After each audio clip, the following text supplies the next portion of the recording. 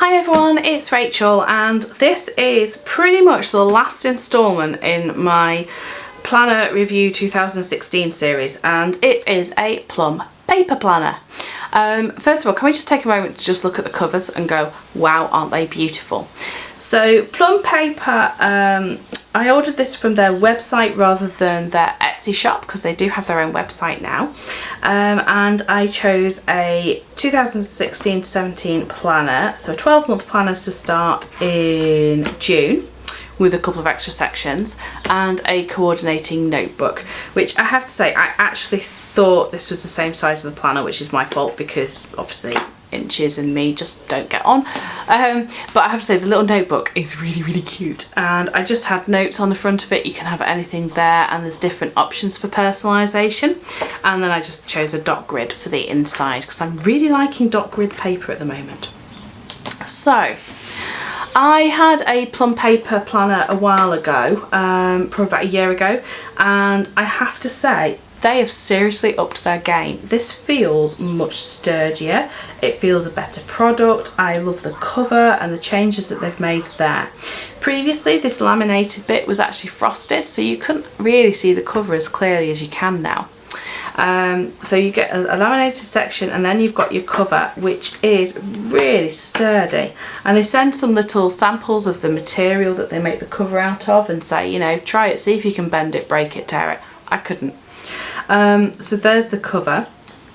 I love, and this is something I've said in my video on the Erin Condren Luxe planners, I love that it covers the tabs. The cover goes far enough out that it covers the tabs, so you don't actually see them until you open up the planner. So inside you have a this planner belongs to page. That's very standard. The paper feels pretty much the same as it did before, quite very smooth, quite buttery. I do remember that this paper didn't like washi tape being lifted off it, so I'm going to have a play with that later.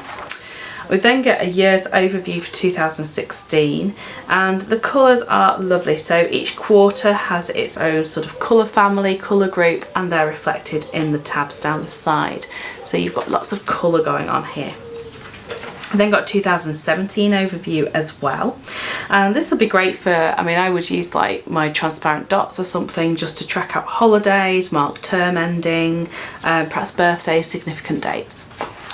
And then we get into the planner. So it starts in June, and the dividers are they are thicker on the month, and they are a little bit glossy. So on the back of the divider you have their sort of monthly highlights or mission board, and there are space for 3 goals: birthdays, events, things to remember, and then 2 lists that you can put a header on yourself. I really like that because I mean I could see myself using that for like home and work, or you know, whatever it might be. Then there's a notes page, and again, so you can really sort of map out your month before you've even started on the planner. And then we get the monthly overview.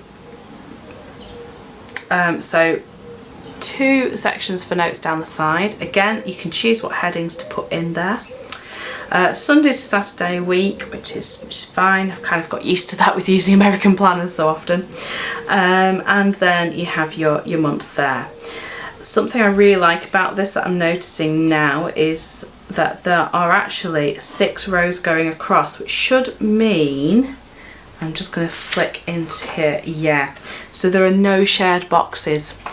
So you haven't got that annoyance when the month ends or begins and you've got that shared box. Let me see if I can find in my Erin Condren to show you what I mean in July. So here in July, because they've only got 5 rows, 31st and the 24th are sharing a box, which always drives me nuts. And what I normally end up doing is moving the 31st up to the top.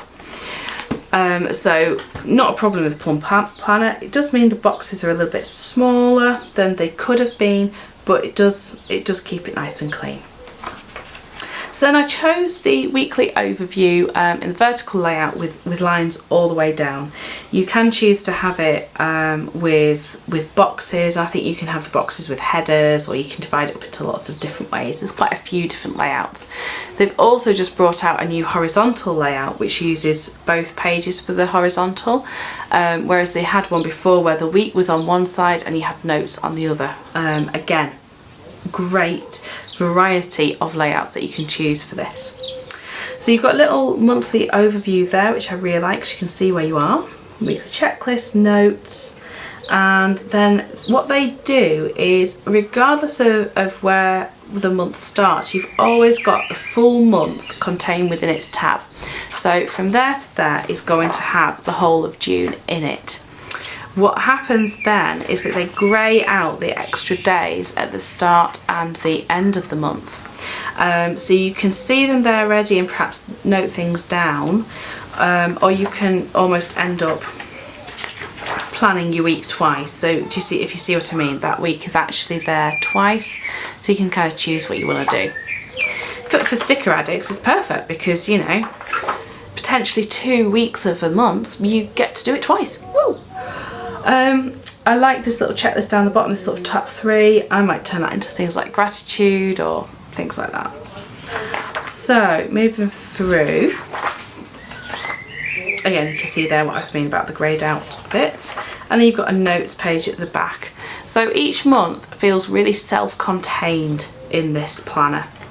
And then we come into July and it's the same again, the monthly highlights, notes, overview, and then the weeks. And I just really like that each month sits by itself in a tab. Okay, so through into August, I'm just going to go through and show you the colours. Into September, October, very pretty, November,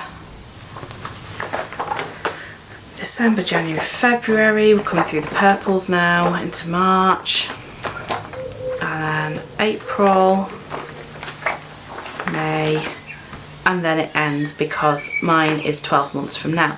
So that's another benefit, is that you can actually choose when you want your planner to start. For 12 months you can then add on extra months as well if you want to make it a longer planner. So in terms of the add-ons, there's quite a few different options that you can have. I chose to add a blog section under a tab because I was thinking that this would be useful for YouTube ideas and things like that. So within that you get a monthly overview for each month. So there's 2, 4, 6, 8, 10, 12. And on that monthly overview, if I just bring you in, there is, up at the top, you've got space to put the month and the year. Website is an inspiration, blog to-dos, post ideas, and then the final post schedule. There we go. So there's space there for 2, 4, 6, 8, 10, 12, 14 posts, which if you're posting every couple of days is probably about right. I suppose for videos I probably wouldn't use that as much, though you never know, it might grow in further. So you've got your monthly overview for each month. You've then got an income and expenses section. Again, I'm not sure how much I would use that. And then post ideas or video ideas. And so there's 2 pages there for post ideas, which I really like. Monthly blog tasks, so if you've got things that you need to do every month, and a monthly tracker for that. And blog stats as well. And they've broken it down, so you've got page views, uniques, Facebook, Twitter, Instagram, Pinterest, and you've got weeks 1 through to 5 and January through to December, so you can really track your statistics there quite clearly. Again, I may change that up a little bit and just turn it into a shop stats page generally. And then to-do lists, so 2 to-do lists. Advertising and sponsors, again 2 of those. That shows a little bit of print error there. And there, I've just spotted that. Never mind. And giveaways and reviews as well. So there's then an annual planner, so January through to December, and space for sort of 2, 4, 6, 8, 9 different items each month. And then that's the end of the blog page. So that's an additional add-on that you pay extra for. I think it was only a few pounds, it wasn't very much. And then I've got some notes pages, so I had a notes section added as well. And they do have quite a lot of different options that you can choose for these. You can have things, I think there's like a budget section and various things, so do go and have a good poke about and explore. And then we've got a few blank sheets, and then a special date section, January to December, so space to jot down there. Passwords, contacts, and then holidays for 2016, 17 and 18, and then 2018 overview. And then I got a couple of sheets of stickers just because, well, I like stickers.